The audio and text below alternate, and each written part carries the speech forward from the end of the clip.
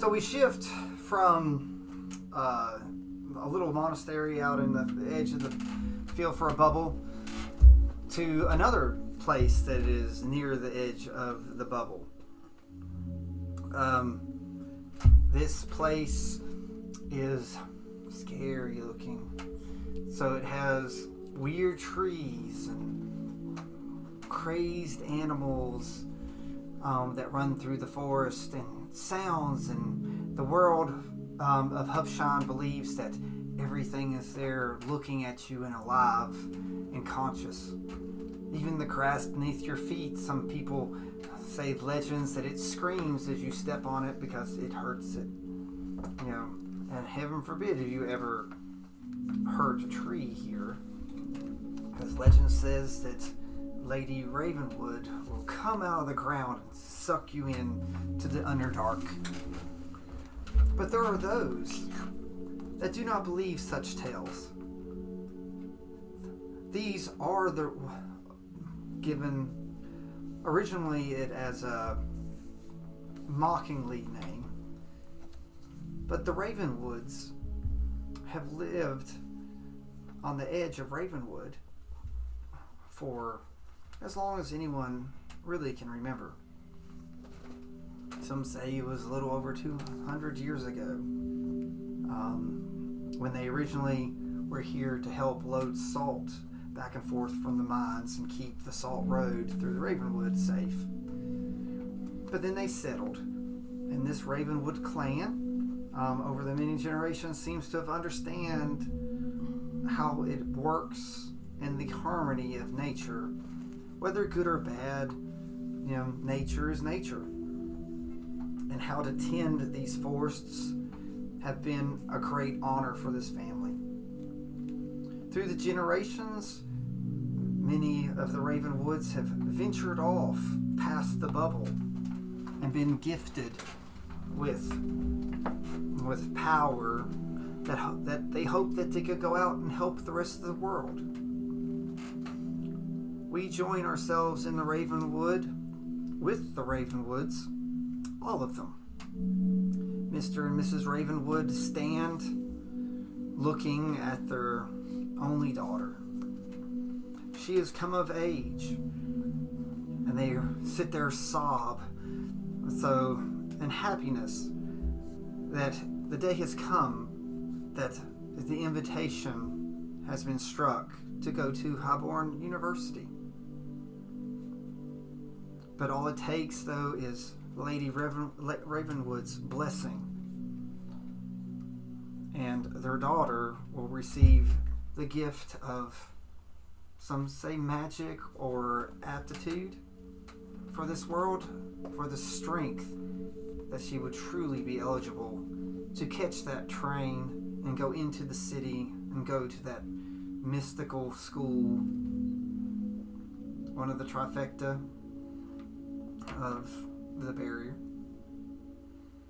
So again, the Ravenwoods are sitting there. They're sort of hugging and crying and bawling. In joy that they're so proud of their daughter, especially the dad. So he believes that you're just a chip off the old block. That's your mother had doubts, but he never doubted you. So he knew that you become something great, and that you are going to help the world in ways that no one could ever see. And understand that not all things that look bad are bad, and not all good things are good, but it's how you act and how you treat people. So Lady Ravenwood sits and looks at this young lady, no longer a young girl, because today is the day that she is no longer a girl, but a true lady. As Lady Ravenwood plucks one of her branches out and straightens it the best she can. It's still curved. She forms the knot as a little hilt, and then she rubs the end, and it sort of blackens like some parts of her roots. And she holds it out to this young girl.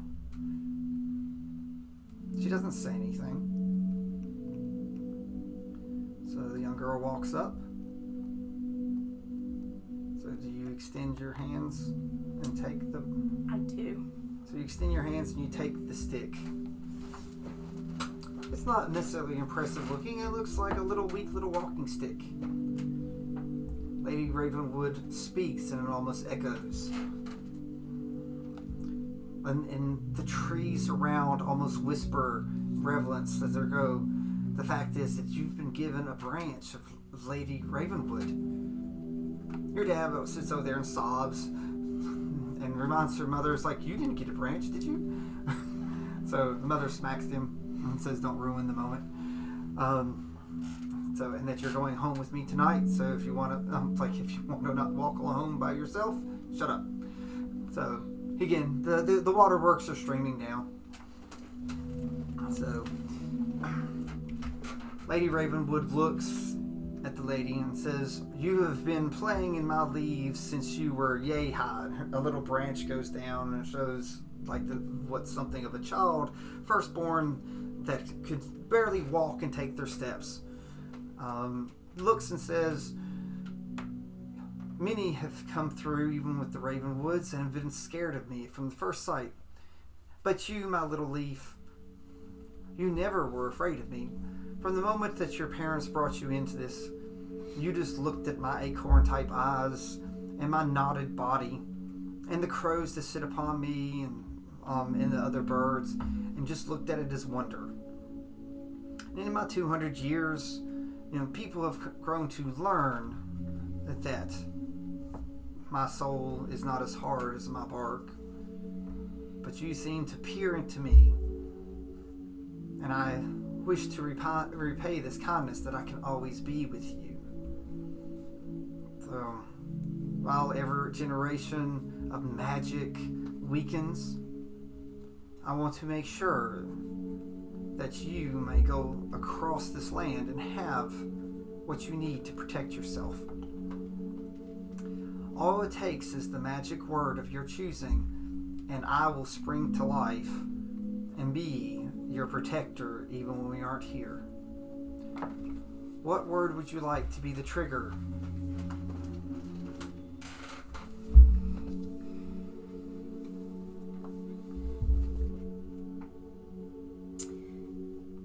Since Lady Ravenhood, you have been my best friend for as long as I can remember.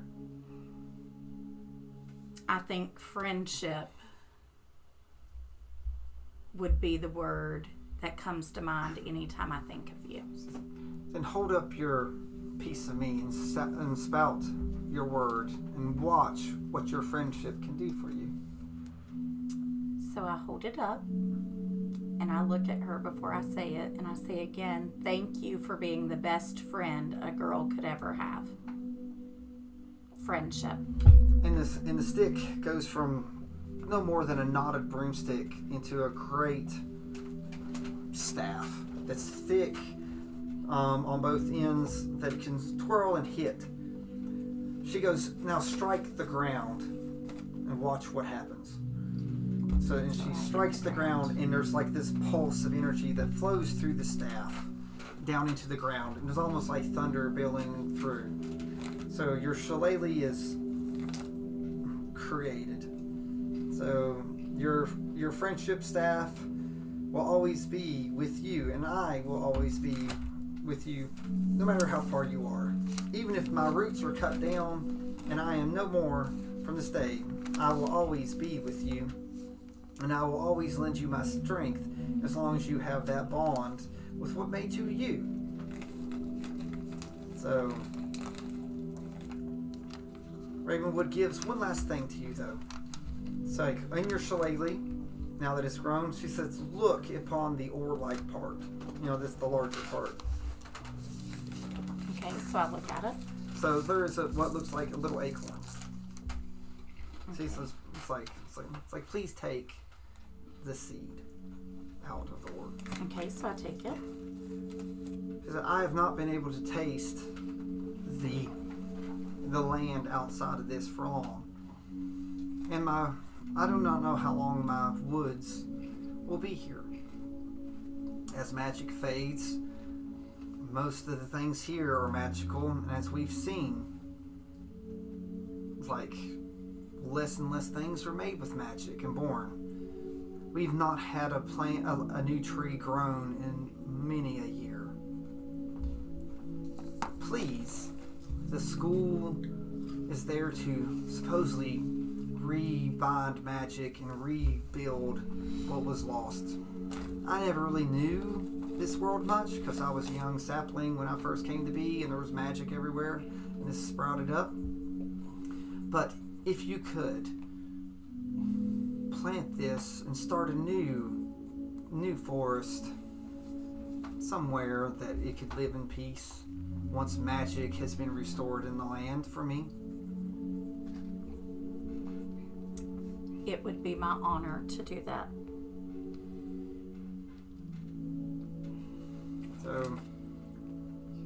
So your parents run over, and your father gets there quick, and he just sort of grabs you and sobbing. He goes, "You've made me so proud. It's like you've everything I ever wanted me to be, and you are. It's like we're so proud, and we will make sure that Lady Ravenwood, and these woods are tended until you get back from your great journey." It's like he looks, and at this point he gets a little bit sadder. He's like, "My own father 30 years ago left on this same path that you did. It's like I never really had the aptitude that my father and your mother had, but she chose to stay here with you. And my father left. And he never came back. But I know that he would have been proud to know that you're following in his footsteps, and that you will be the one to have the leaves blow in and out of the barrier once more." It will be an honor. But Mom, Dad, I have one question before I go. I've asked, and you've never told me. You kept telling me it wasn't time yet. Is it time now for you to tell me?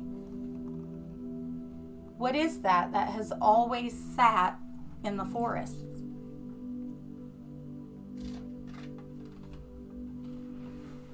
Sat in the forest?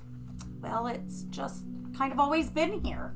Oh, you mean the Omnicom?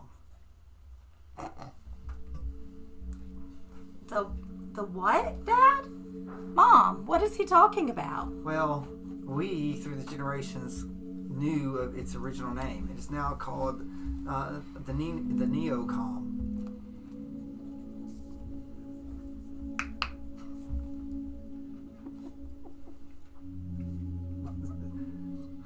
It's like Omnicom, that's like the Neo. communicator, Yeah, serial Neocom. mail.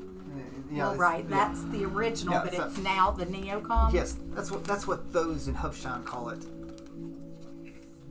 And what is its purpose? Why is it here?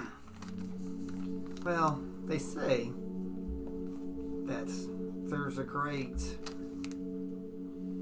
order of knowledge, and that they were placed to collect and give knowledge at great times, and that where there is a Neocom, sometimes greatness happens. It's like we have one in our home that we've sort of kept hidden.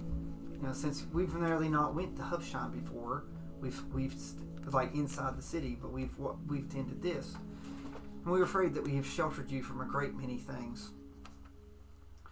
But just know that this Neocom was the one that saw potential in you and thought that, and told Lady Ravenwood that you could be a great asset to the world if your heart so chose it.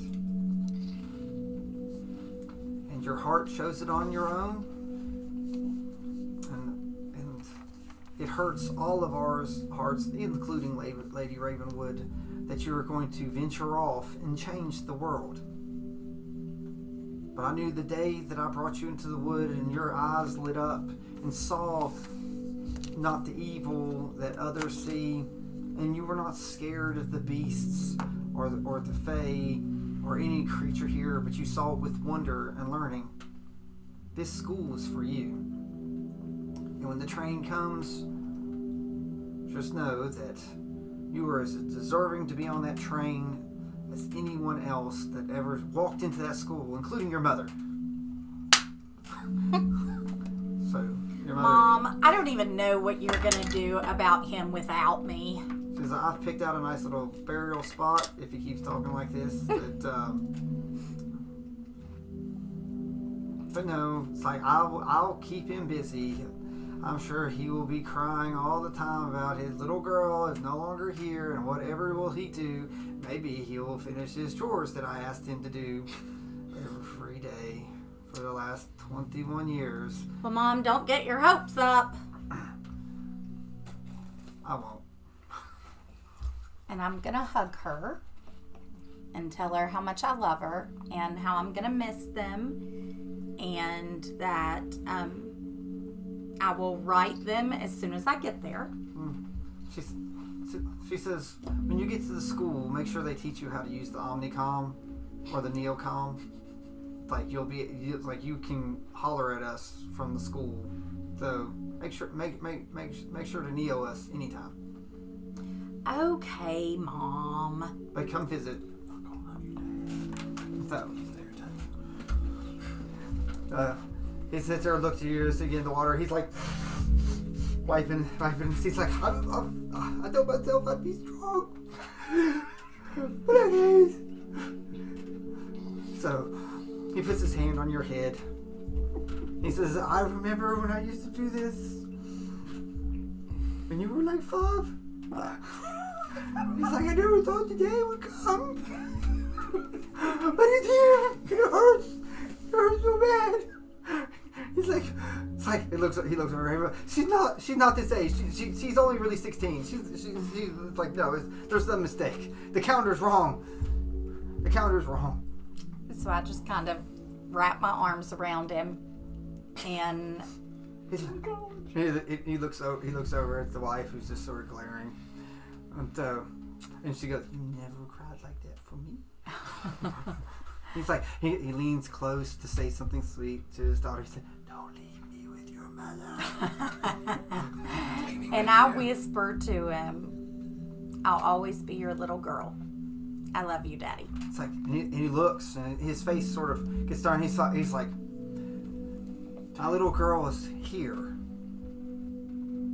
and she's in you." And he puts his hand on his chest, and he said, "She's in every branch and blade of grass here, but no, my little girl is no longer here. What stands before me is a woman that is going to change the world, whether I know it or not.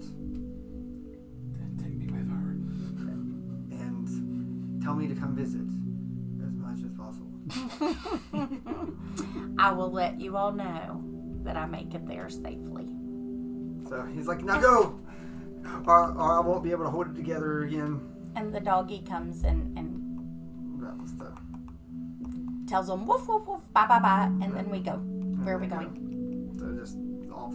So it goes off. The two parents go, and they turn. And so while you go, again, you don't hear this. And looks over at Ravenwood, and they're like, "Is it true that this might be the last time that they're able to send people out, or that before the barrier falls?" Ravenwood looks at them, and they're like, "All we have is hope that her and her companions might be able to keep the bubble safe, or if nothing else, keep whatever's outside. The young lady walks, and there's like this, it's not really track, it's just sort of like a weird paved road. And up comes, she sees something in the distance. And she usually is not really gotten as close, but she knows where to go. And here comes something that she's not really seen very often. She's heard stories and things like that, but it's something hovering about an inch off the ground. It's like this long rectangle type. It looks like a brick in a way, and it's this sort of whistling as it comes down, and it almost looks like steam is cracking off of it as the magical energy is sort of flowing and coming through. Something like it's like friction, like maybe like static electricity popping along on the bricks. And it comes and it stops and pops down in front of you, that little inch, just a little clank. And a door opens up. There's no one there. It's like, do you step onto the train? Here goes nothing. And I step on.